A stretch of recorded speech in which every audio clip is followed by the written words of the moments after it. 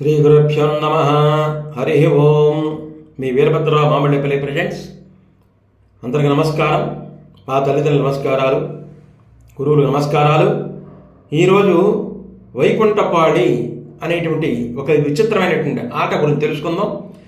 జీవితానికి దీనికి ఎటువంటి సంబంధం ఉంది, ఎందుకు ఈ వైకుంఠపాళి చిన్నప్పటి పిల్లలకు అలవాటు చేసేవారు, దాంట్లో ఉండే రహస్యాలు ఏమిటి అనే విషయాన్ని తెలుసుకుందాం. ముందుగా వీరభద్రరావు మామిళ్ళపల్లి ప్రజెంట్స్ నా వీడియోని పూర్తిగా చూడండి, లైక్ చేయండి, షేర్ చేయండి, సబ్స్క్రైబ్ చేయండి. వైకుంఠపాళి కొంచెం పెద్దదే, కానీ చదివితే జీవితం తెలుస్తుంది. ఒక 20-30 సంవత్సరాల క్రితం ప్రతి పిల్లలు కూడా ఆడుకునే ఆట ఈ వైకుంఠపాళి అనేటువంటి ఒక పజిల్. చాలా ఉత్సాహంగా ఆడుకునేవారు. తెలుగు తోటలో పండిన విక్రమ కేళి వైకుంఠపాళి. కేవలం 4 గవ్వలతో 3-4 చిత్తపిక్కలతో ఆడే వాళ్ళ సంఖ్యను బట్టి జీవితాన్ని ఆస్వాదించగలిగే, అనుభవించగలిగే, ఎదిరించగలిగే స్థైర్యాన్ని ఇచ్చే ఈ ఆట తెలుగువారి సృష్టి.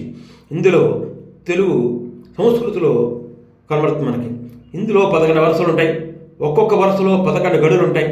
మొత్తం 121 గడులు పూర్తయ్యాక 11 గడులలో పరమపద సోపాన పటము అక్షరాలు రాసి ఉంటాయి పై వరుసలో. మరి దాంట్లో దివ్య పురుషుల మధ్యలో శ్రీ మహావిష్ణువు కొలువే ఉంటాడు. చివరకు చేరుకోవాల స్థానం ఉంటుంది.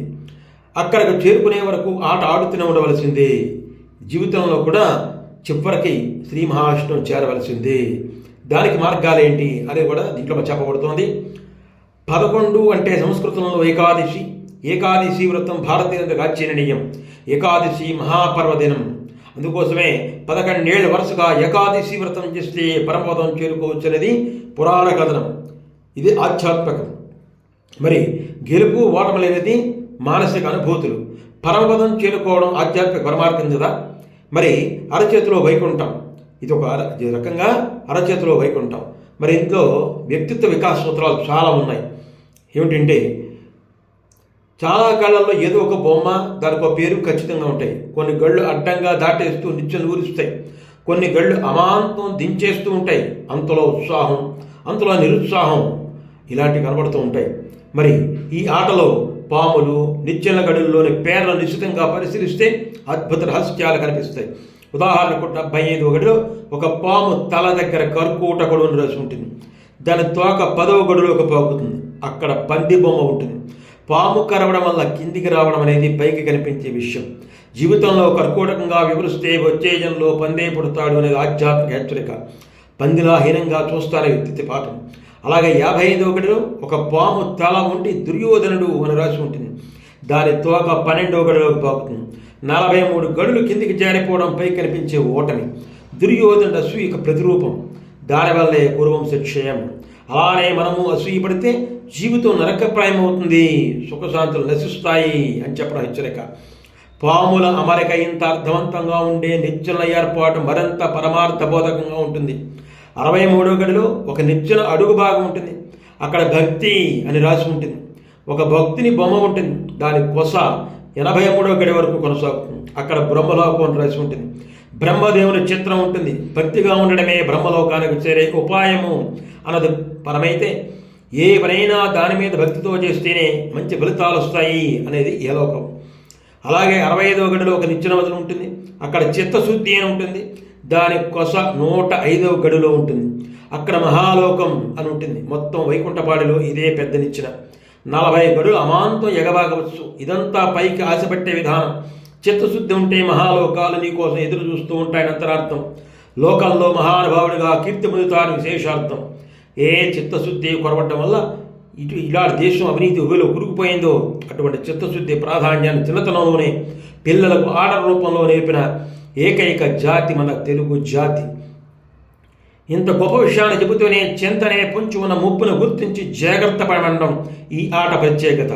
సాధారణంగా 105వ గడి వరకు రాగానే ఆటగాడికి కొంచెం గర్వం వస్తుంది. ఇంక 16 గడులు దాటే పడిపోయినట్లే కదా అనుకుంటాడు. అక్కడే ఎదురవుతుంది పెద్ద ప్రమాదం. 106వ గడిలో అరుకాషుడు అనే పెద్ద సర్పం ఉంటుంది. దాని నోట్లో పడితే అమాంతం కిందికి జారి మొదటి గడిలోకి అంటే కోతిలోకి వచ్చి పడతాడు. అంటే ప్రముఖుడిని సెలబ్రిటీ అయ్యాను కదా అని గర్వించి ఒక్క పొరపాటు చేసినా మళ్ళీ ఆట మొదలుకు రావడం ఖాయం అని హెచ్చరించడం అన్నమాట. పైగా వైకుంఠపాళి పరిభాషలో ఒకటిని గుడ్డి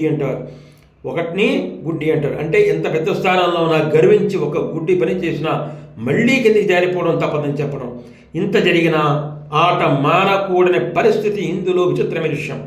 ఒకడు పెద్ద బావ నోట్లో పడినా ఇంకొకటి ఇంకా పడలేదు కాబట్టి అతను ఇంకా ఆడమని ప్రోత్సహిస్తాడు. ప్రత్యర్థిని సైతం బాగా ఆడమని ప్రోత్సహించే ఏకైక క్రీడ బహుశా వైకుంఠపాళీనేమో. ఇంతకీ చివరిది అయిన చిన్నది కాని విషయం మరొకటి. చివర 121వ గడిలో కూడా ఒక పాము ఉంటుంది. దాని పేరు అహంకారం. దానితో ఒక 99వ గడిలో ఉంటుంది.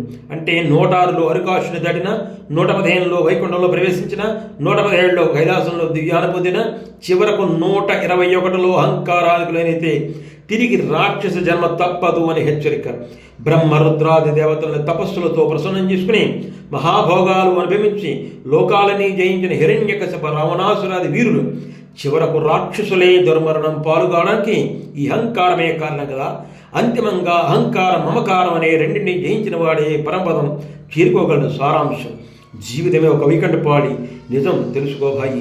ఎగరేసే నిచ్చెనలే కాదు, పడదోసే పాములు ఉంటాయి. చిరునవ్వులతో విషవలయాలను ఛేదించి ముందుకు పోబోయి అని చెప్పేటువంటిదే ఈ నీతి. ఇటువంటి నీతిని బోధించేటువంటి చక్కని ఇటువంటి వైకుంఠపాళిని చక్కగా పిల్లలకు నేర్పించండి. మానవతా విలువలను నేర్పండి. వాళ్ళు అద్భుతంగా తయారు చేయండి. ఓం నమః శివాయ. ధన్యవాదాలు. నా వీడియోని పూర్తిగా చూడండి, లైక్ చేయండి, షేర్ చేయండి, చర్చించండి. ఓం నమః శివాయ. ధన్యవాదాలు.